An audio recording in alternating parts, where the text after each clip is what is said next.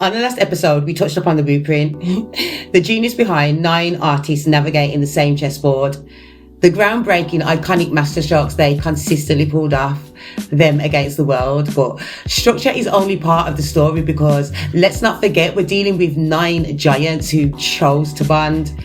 So when the checks hit late, when egos flare, when dreams start pulling in different directions, structure can't hold you.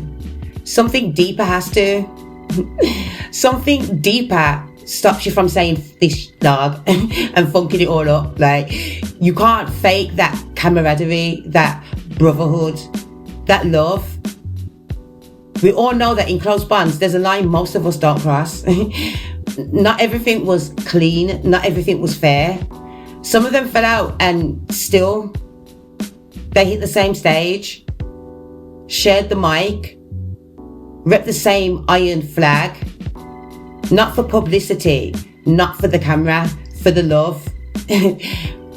Anyone who's a parent gets this.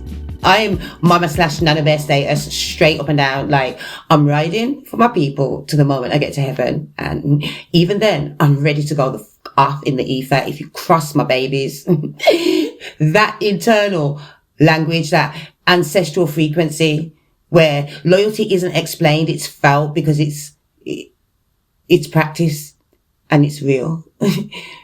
You don't always see it, but it's in who answers the late call, who makes space for your silence, who shows up when there's no applause to catch, who calls you out on your shit but still rides for and with you.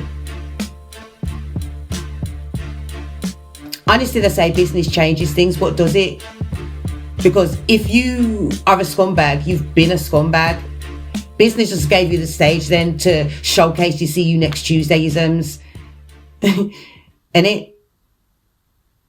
Contracts come in, publicists, outside opinions, and the cipher gets noisy. Labels whisper in your ear, like, you could go further without them. You're the one with the star power. You don't need the crew anymore. And for some, that whisper gets louder than the wisdom. But wu-tang, they chose each other more than once, even when it was messy, even when it hurt. That infamous moment when an interviewer tried to shade Dirty and RZA shut it down like, Dirty is dirty and we love him. Translation, don't ever in your life fix your face to take the piss out my brother. To my face, dog. Like, shit. Word. That's real loyalty. Correct your people, but don't let outsiders disrespect them. The fuck? That kind of bond, that's family. I remember watching that moment like, if my people don't ride for me like that, dash the whole friendship away. Like, throw the whole relationship in the trash. I don't want it. That's a different kind of royalty. One that don't need thrones or gold. One that walks through fire and still doesn't fold. Loyalty isn't free. It'll cost you your ego. It'll cost you comfort. Sometimes it even costs momentum, but that's the price of integrity. It's easier to walk away when things get hard. So much harder to lean back in and rebuild trust. But that's where legacy lives.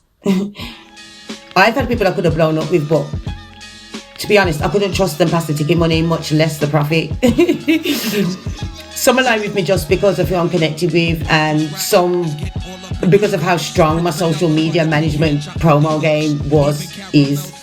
Or purely because they knew something was going to pop up for me eventually, like I didn't see it, don't see it. But others, we built in silence, unseen, unstoppable, because the bond was and is real.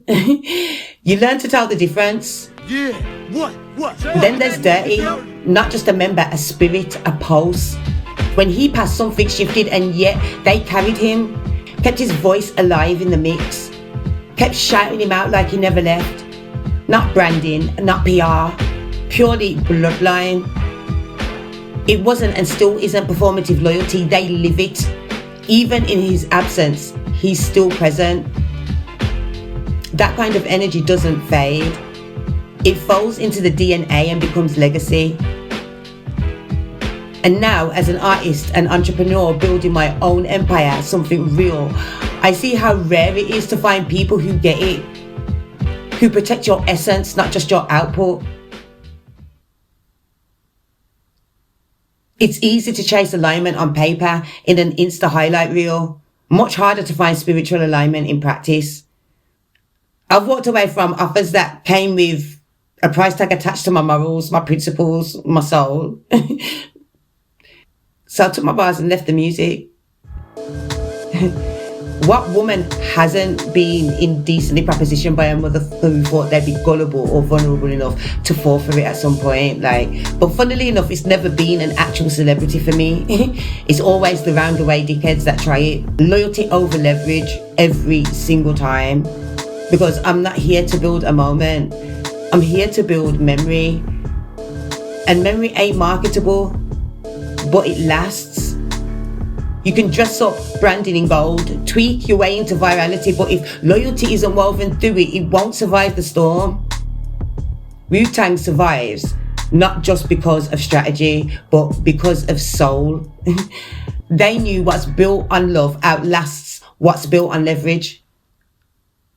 That when the empire crumbles, what's left isn't your Spotify data, it's who's still standing beside you. So, real talk, who's in your cipher? Not just who claps when you win, but who corrects you when you're slipping. What code are you moving with when the lights are off? Because at the end of the day, contracts expire, followers disappear, and buzz fades. But loyalty, that's soul work. That's sacred currency. That's royalty. And if you're really about legacy, you already know. Loyalty is royalty. And the crown don't shine. It carries weight. This is Behind the Rhymes. Unfiltered. Unmasked.